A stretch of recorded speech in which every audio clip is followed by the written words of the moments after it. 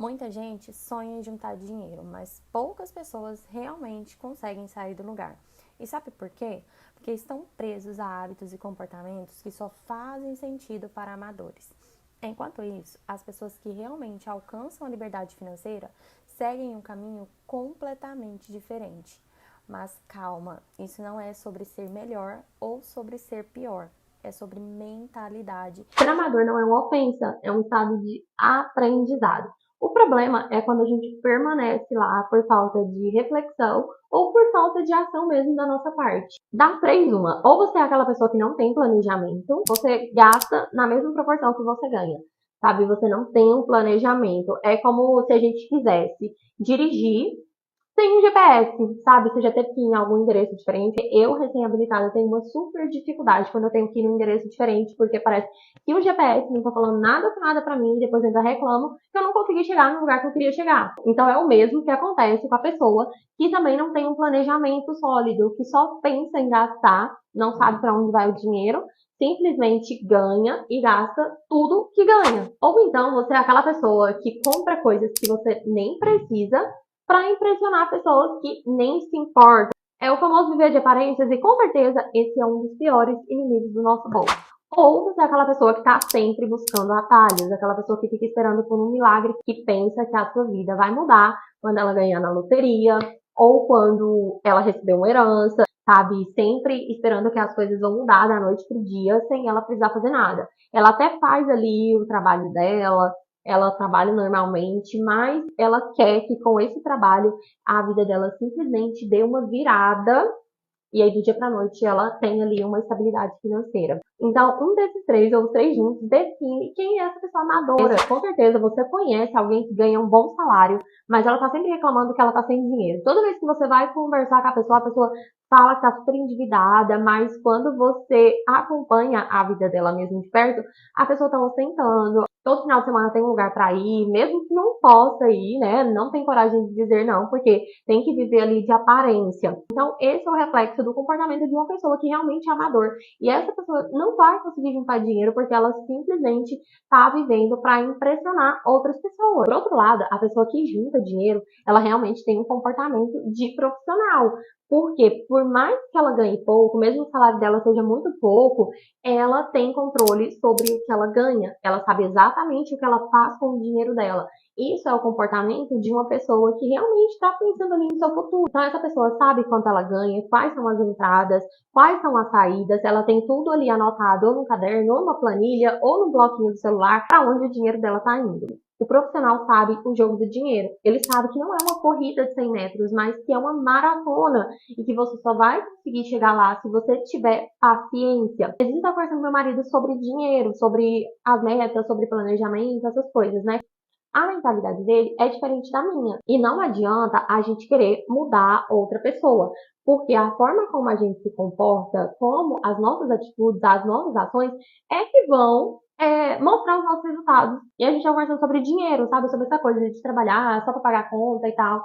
Que a gente não quer viver essa vida, mas, assim, na cabeça dele tem que acontecer um super milagre. Porque ele fala que já tá muito atrasado, que já tá muito tarde, porque ele já passou dos 40 anos. O dinheiro tem que vir assim com abundância, né? Porque ele falou que não está mais no tempo de escassez. Com certeza, eu também acredito que a gente não nasceu para viver na escassez, né? A gente nasceu para ter vida abundante. Mas o que que acontece? Na cabeça dele, ele quer que as coisas aconteçam assim muito depressa. Tipo, dinheiro vai vir assim, 100 mil reais na sua conta amanhã. E aí eu dei um exemplo para ele da nossa loja também, que começou assim muito pequenininha. Tudo que é grande hoje começa pequeno, né? A nossa loja, a gente começou com 12 peças e depois a gente era um fabricante muito grande aqui de Goiânia.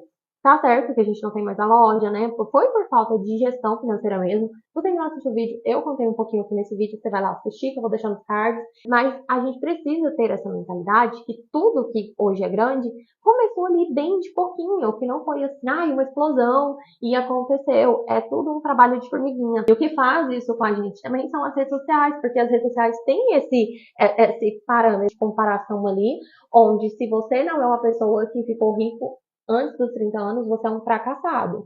Então, a gente vê muito aquele conceito de pessoas que ficaram muito ricos ou de pessoas que tiveram muito sucesso, mas a gente só vê o sucesso das pessoas, a gente não sabe qual foi o caminho que ela teve que trilhar. E é por esse motivo que eu não uso o Instagram, porque isso não me faz ter um parâmetro de comparação. Eu até reativei minha conta, às vezes eu posto alguma coisa ou outra, mas eu não fico ali no Instagram. Eu tive um super problema, né?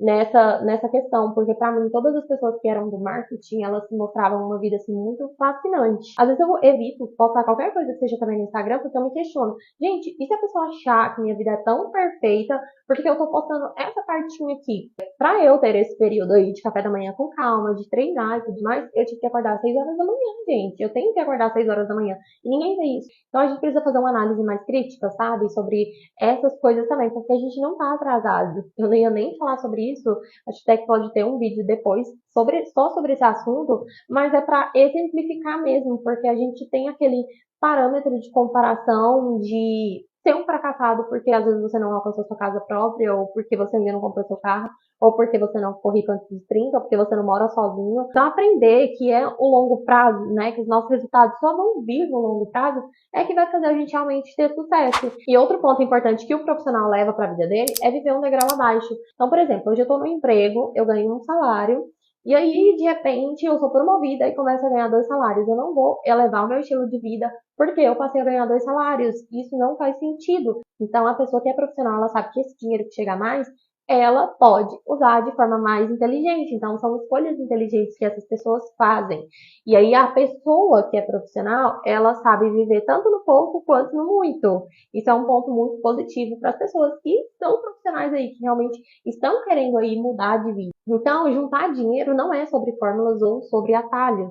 É sobre disciplina e consistência, saber que é dia a dia, saber que é um bloquinho de cada vez, como eu falei para vocês, né? Que a gente vai construindo ali e vai evoluindo. Então, se você está esperando que alguém faça algo por você, ou que a sua vida mude, ou que você ganhe uma herança, ou que você ganhe na loteria, eu vou ser bem direta com você. Isso não vai acontecer.